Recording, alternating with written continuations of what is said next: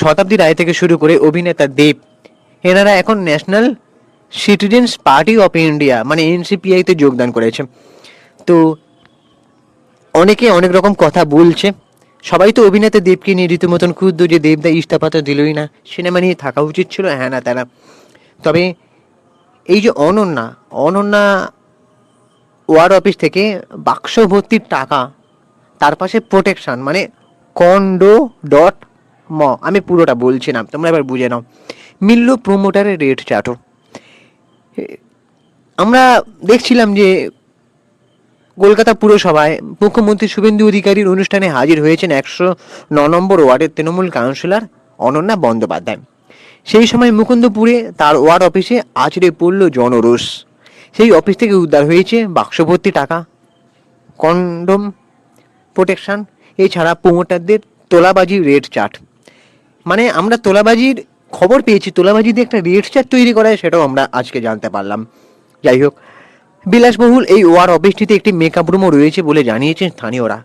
এই ভিডিওটা সম্পূর্ণ নিউজ মিডিয়ায় উঠে আসা খবরের ভিত্তিতে। এই ডিসক্লাইমারটা আমি দিয়ে দিচ্ছি, আমার বাড়তি কোনো সংযোজন নেই, আমি নিজের মতামত তো অবশ্যই প্রকাশ করব, কিন্তু এই ভিডিওর মাধ্যমে কোনো পলিটিক্যাল লিডারকে আক্রমণ করা বা ব্যক্তিগত আঘাত করা, হুমকি ধামকি দেওয়া আমার এই ভিডিওর উদ্দেশ্য নয়। ঠিক আছে, জাস্ট নিউজ মিডিয়ার অনুযায়ী তথ্য তুলে ধরা বা নিজস্ব মতামত প্রকাশ করা। তো এই যে ঘটনা আমরা দেখতে পাচ্ছি, আমরা তো বিভিন্নভাবে খবর খুললেই দেখতে পাচ্ছি যে কোনো না কোনো চোর ধরা পড়ছে, কার বাড়ি থেকে টাকা উদ্ধার হচ্ছে, কাকে ডিম হামলা করা হচ্ছে। ঠিক আছে, আমরা কদিন আগেই দেখছিলাম যে জাহাঙ্গীর খানকে হাত জোর করে কোমরে দড়ি বেঁধে নাকি ঘোরানো হচ্ছিল। তবে আমি কোথাও গিয়ে বারবার বলার চেষ্টা করছিলাম যে অভয়া কাণ্ডের সঙ্গে যারা যারা জড়িত তারা যেন সামনে আসে, তাদেরকেও যেন এইভাবে। তবে ডিম হামলাতে আমার একটু আপত্তি আছে, কারণ ডিমগুলো নষ্ট হচ্ছে, তার চেয়ে যদি পচা ডিম ছড়া হতো তাহলে ভালো হতো। আর ভালো ডিমগুলো গরিবদের বা দুস্থ অসহায় মানুষদের বিলিয়ে দেওয়া উচিত। তবে আসল অপরাধী যারা আছে, যারা এখনও মানে আড়ালে লুকিয়ে আছে, যারা বড় বড় ক্রাইম করে এসেছে, যেমন অভয়াকাণ্ড, চাকরি চুরি, বা আমাদের 15 বছর ধরে যে জেনারেশনকে নষ্ট করেছে চাকরি না দিয়ে, বা এখনও যারা বেকার রয়ে গেছে, ঠিক আছে, শিক্ষাগত যোগ্যতা থাকা সত্ত্বেও এদিকে যারা সই সাবুত করতে পারে না, তারা ভালো ভালো পদে চাকরি করেছে, টাকা উদ্ধার হচ্ছে ঠিকই, কিন্তু তারা কি ভোগ করেনি?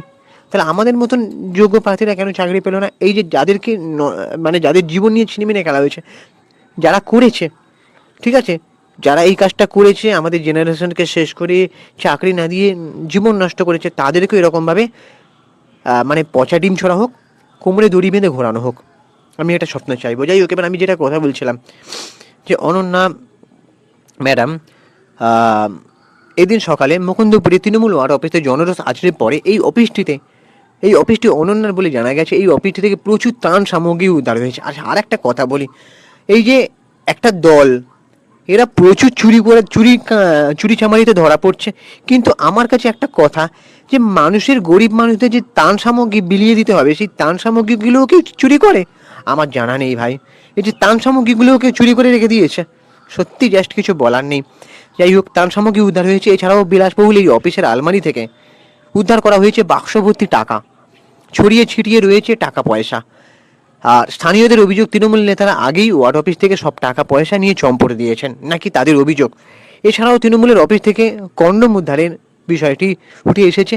বিলাসবহুল এই অফিসে মাইক্রোওয়েভ, ফ্রিজ, খাট সহ একাধিক জিনিস পাওয়া গেছে। আর একটা প্রশ্ন জাগে যে প্রত্যেকটা তৃণমূল মানে পার্টির অফিস থেকে কি খাট উদ্ধার হচ্ছে? মানে খাট তাদের তাদের বাড়িতে কি খাট ছিল না, এই প্রশ্নটা কিন্তু থাকে। তো এছাড়াও স্থানীয়রা জানান যে প্রোমোটারদের কাছ থেকে নিয়মিত তোলাবাজি করা হতো, সেই তোলাবাজি রেট চার্টও অনন্যার অফিস থেকে পাওয়া গেছে।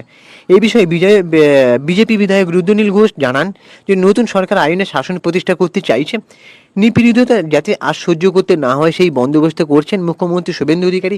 তৃণমূল নেতাদের এইসব অত্যাচার আর চলবে না, তাদের বিচার হবে, মানুষ তাদের বিচার করবেন। রূপা গাঙ্গুলি জানান তৃণমূল নেতা নেত্রীদের বিরুদ্ধে বুড়ি বুড়ি অভিযোগ উঠেছে, এসব দেখে খারাপ লাগছে তার। তো যদিও তৃণমূল কাউন্সিলর অনন্যা জানান যে অফিসে তো জিনিসপত্র থাকবেই, কিছুদিন আগে ঈদ গিয়েছে, তাই জামাকাপড় থাকাটা অস্বাভাবিক নয়, এর মধ্যে কোনো অন্যায় নেই, গোটা পশ্চিমবঙ্গ জুড়েই এসব হচ্ছে, রোজ দেখতে পাচ্ছে। তো এবার তোমাদের কী ওপিনিয়ন তোমরা অবশ্যই জানাও। এই যে ত্রাণ সামগ্রী চুরি করা ধরা পড়ছে, তারপরে উদ্ধার হচ্ছে, তারপরে প্রোটেকশন উদ্ধার হচ্ছে, এই প্রোটেকশনগুলো এত উদ্ধার হচ্ছে, গরিব মানুষদের যদি বিলিয়ে দেওয়া হতো তাহলে এত জনসংখ্যা বাড়তো না। এবার তোমাদের কি মতামত তোমরা অবশ্যই কমেন্ট করে জানাও। আর আমাদের ইউটিউব চ্যানেলটাকে সাবস্ক্রাইব করে দাও, ভিডিওটাকে একটা লাইক দাও। আর আমি ইনস্টাগ্রামে রয়েছে সুপ্রিয় পৌঁছালে সিনেমেরি, ওখানে গিয়ে ফলো করে দাও। চলো টাটা, দেখা হচ্ছে পরে ভিডিওতে।